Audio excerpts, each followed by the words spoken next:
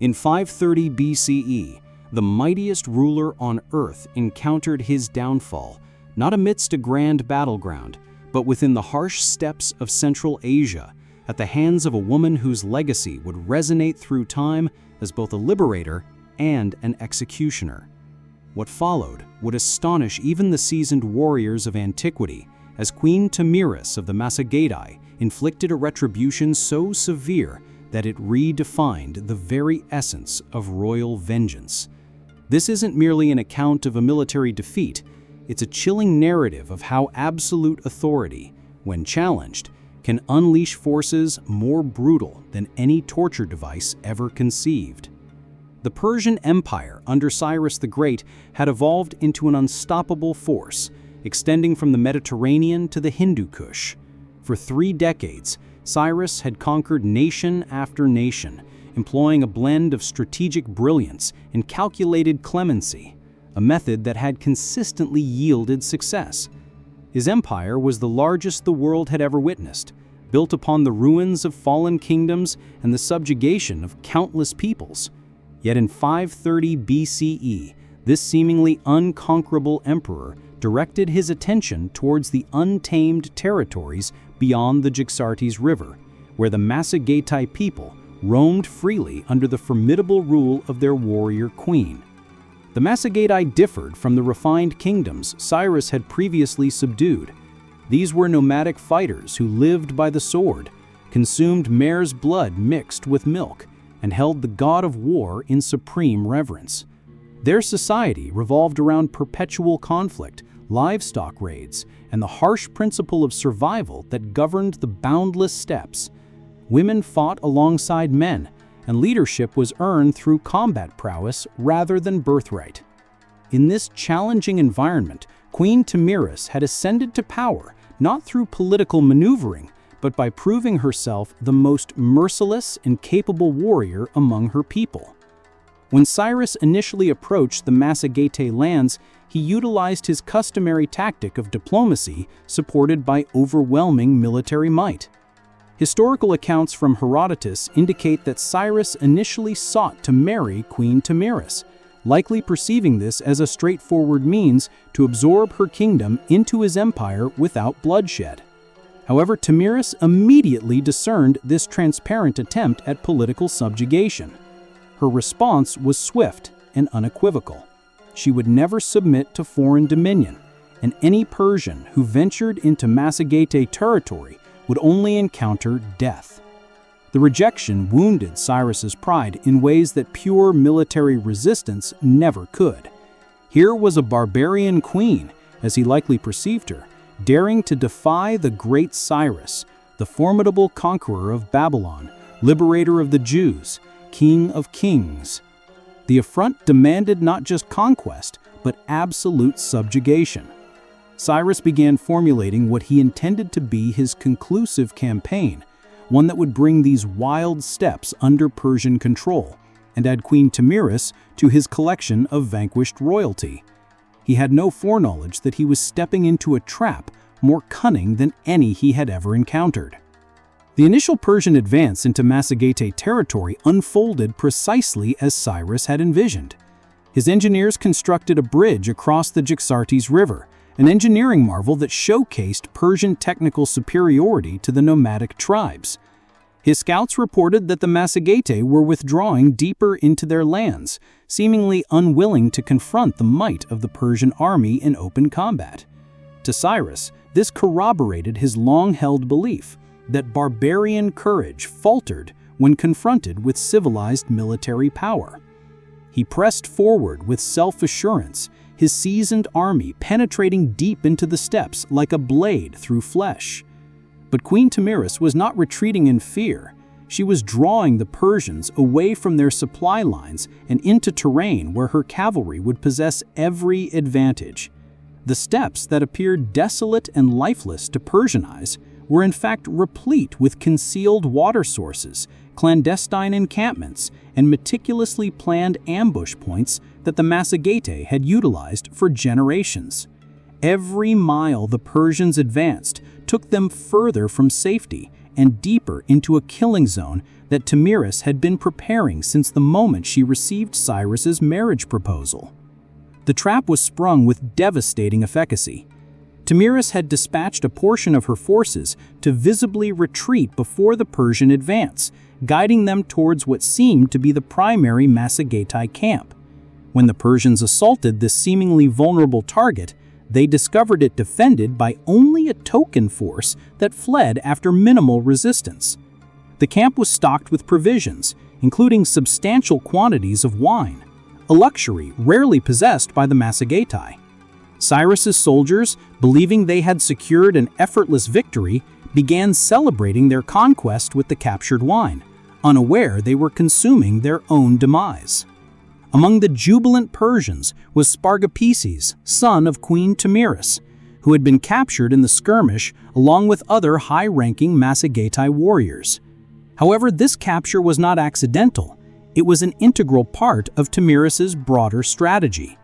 She recognized that taking her son prisoner would compel her to respond with the full force of maternal vengeance, providing the perfect justification for the brutal reprisal she was already devising. When news of her son's death reached her, Tamiris sent a dispatch to Cyrus that unveiled both her strategic acumen and her profound understanding of Persian vulnerabilities. The message, documented by Herodotus, was a masterwork of psychological warfare disguised as diplomacy. Tamiris offered to exchange 1/3 of her army for her son's return, appealing to what she knew was Cyrus's sense of honor and his confidence in Persian military superiority.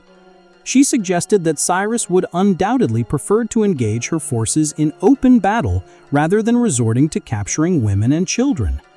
The message was expertly crafted to make refusal appear cowardly, while acceptance would grant Tamiris precisely what she required, a legitimate pretext to utterly annihilate the Persian army.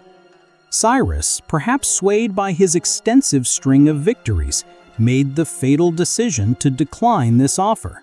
Instead, he opted to use Spargapeses as a hostage to compel Tamiris's submission, failing to comprehend that he was dealing with a culture where death in battle was regarded as more honorable than life in captivity. When Spargapeses realized he had become a pawn in his captor's political machinations, he chose the path that Massagetae honor demanded. According to historical accounts, he requested that his restraints be temporarily loosened, then seized the opportunity to take his own life rather than serve as leverage against his mother and his people. The news of her son's death struck Queen Tamiris like a bolt of lightning, transforming her from a calculating strategist into an instrument of pure vengeance. The historical record suggests that her grief was overwhelming, but it was immediately channeled into a fury that would turn the steppes crimson with Persian blood. She sent one final message to Cyrus, and the surviving words revealed the terrifying resolve of a mother who had lost everything she held dear. This was no longer about territorial disputes or political independence.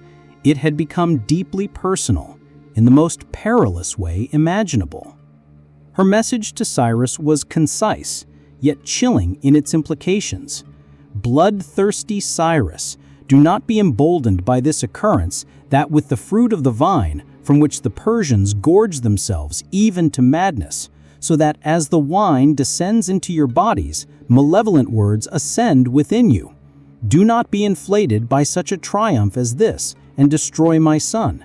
Now I offer you sound counsel. Restore my son to me and depart from my land unharmed. But if you refuse, I swear by the Sun, the Lord of the Massagetae, I will sate you with blood, no matter how thirsty you may be for it.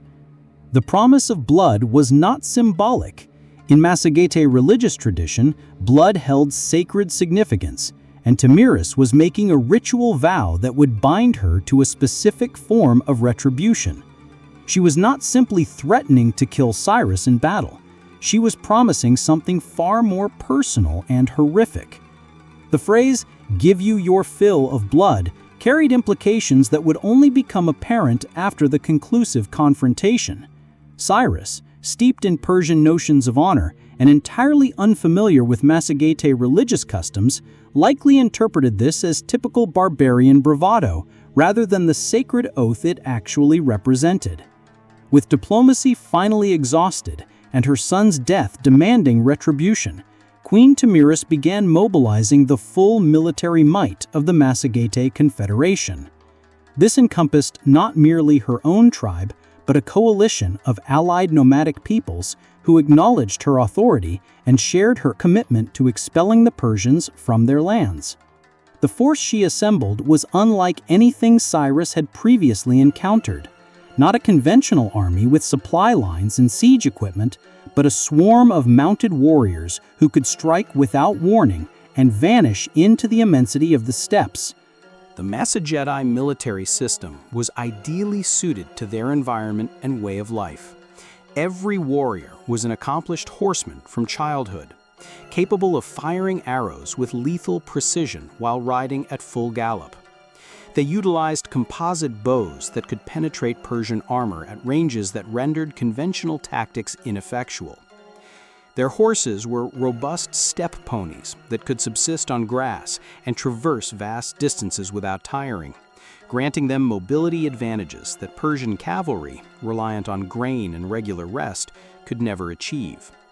Crucially, they were fighting for their homeland against foreign invaders, imbuing them with a level of motivation that professional soldiers rarely attained. Queen Tomyris positioned her forces utilizing intimate knowledge of the local terrain that the Persians entirely lacked. She selected a battlefield where Persian advantages in heavy infantry and siege equipment would be irrelevant, while maximizing the effectiveness of her mounted archers. Historical sources suggest the location was near a river crossing, where Persian retreat would be arduous, but Massagetae forces could withdraw in multiple directions if necessary. Every aspect of her battle plan was designed to transform Persian strengths into weaknesses while amplifying her own tactical advantages. The battle itself diverged from the organized conflicts that had earned Cyrus fame throughout the ancient world. There were no precise formations, no gradual escalation, no opportunity for negotiation or surrender.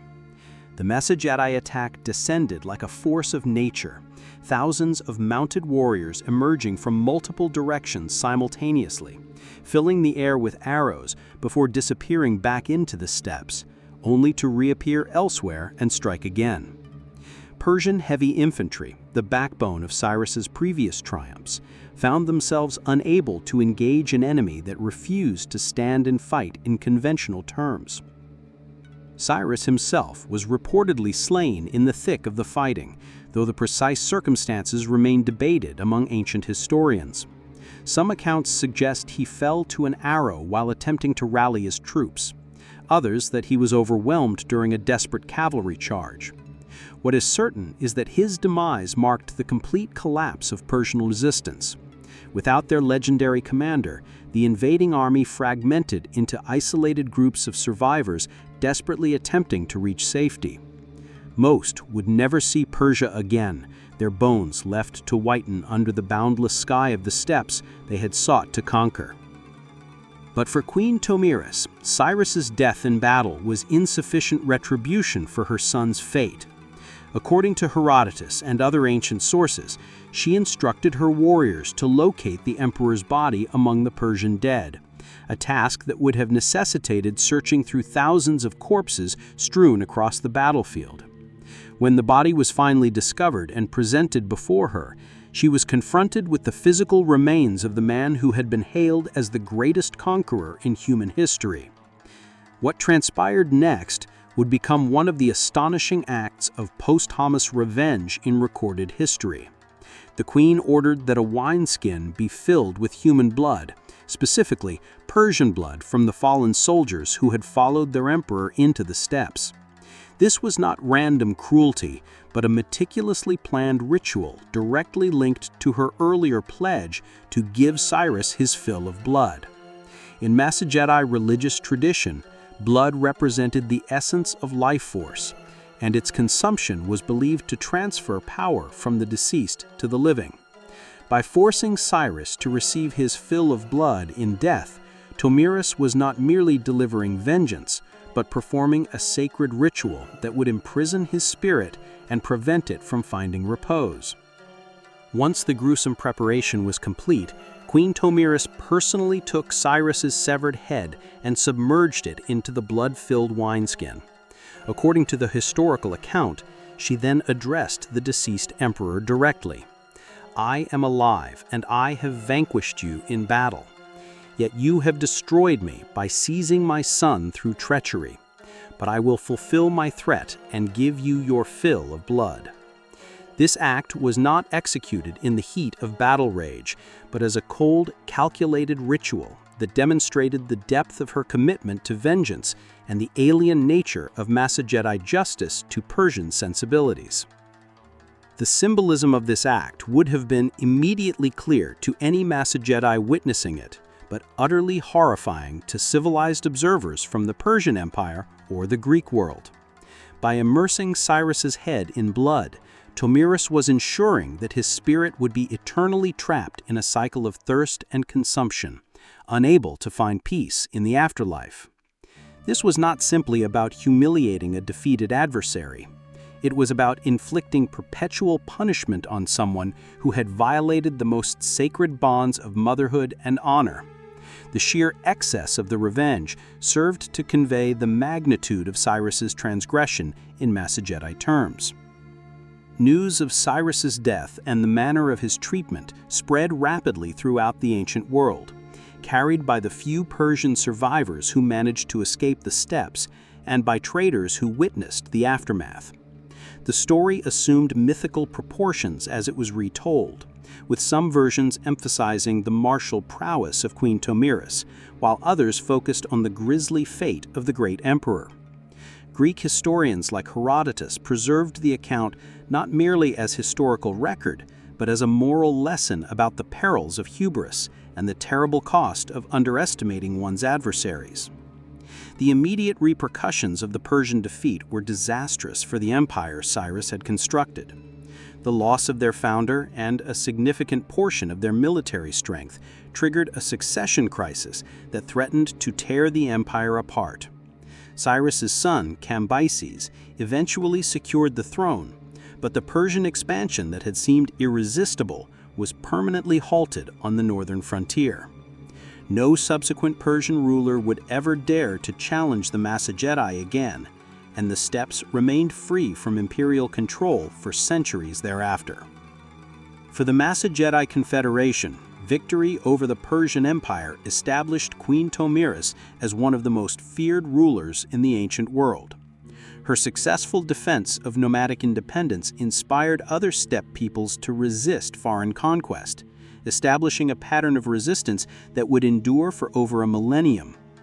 The tactical innovation she employed against the Persians, utilizing mobility and terrain to neutralize conventional military advantages, became standard practice for nomadic warriors confronting settled empires.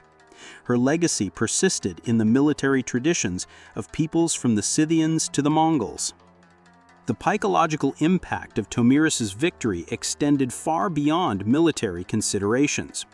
She had demonstrated that the mightiest empire in the world could be defeated by people considered barbarians, and that conventional notions of civilization and savagery were more intricate than imperial propagandists claimed. The image of the great Cyrus's head submerged in blood became a potent symbol of the limitations of imperial power and the dire consequences of underestimating one's opponents, especially when family honor and cultural survival were at stake. The modern historians continue to scrutinize the precise details of these events, as ancient sources sometimes conflict and archaeological evidence from the steppes is scarce. However, the core narrative of a nomadic queen who utilized superior tactics and intimate knowledge of local conditions to defeat a vastly larger imperial army is substantiated by multiple independent sources. The story has resonated throughout history precisely because it challenges conventional assumptions about power, gender, and the very essence of civilization. The strategies Queen Tomiris utilized to defeat Cyrus reveal a sophisticated understanding of psychological warfare, strategic deception, and the exploitation of cultural disparities. Her use of her son's capture as a catalyst for total war, her manipulation of Persian confidence and codes of honor, and her selection of the battlefield all demonstrate military thinking that was far more complex than her enemies realized. The brutality of her final revenge was not senseless savagery, but a meticulously calculated act designed to send a message that would deter future invasions. Perhaps most significantly, the story of Queen Tomios compels us to confront uncomfortable questions about the nature of justice and proportional response. From a Persian perspective, Cyrus was engaged in standard imperial expansion, employing methods that had proven successful throughout his career. From Tomios' viewpoint, he was an invader who had killed her son and jeopardized her people's existence. The clash between these worldviews produced violence that shocked even the battle-hardened ancient world, reminding us that the most terrible conflicts often stem not from pure evil, but from irreconcilable differences in values and perspectives. Ultimately, Queen Tomios achieved something no other adversary of Cyrus the Great had managed. She didn't just defeat him, she obliterated him. The Persian Empire endured his death and continued to expand in other directions, but the northern frontier remained perpetually closed to imperial ambition. The steppes that had consumed Cyrus and his army remained free, safeguarded by the memory of a queen who proved that even the greatest conqueror in history could be broken by someone more ruthless than he ever imagined. Her legacy stands as a testament to the terrible power of maternal vengeance and the price that empires pay when they mistake cultural difference for weakness.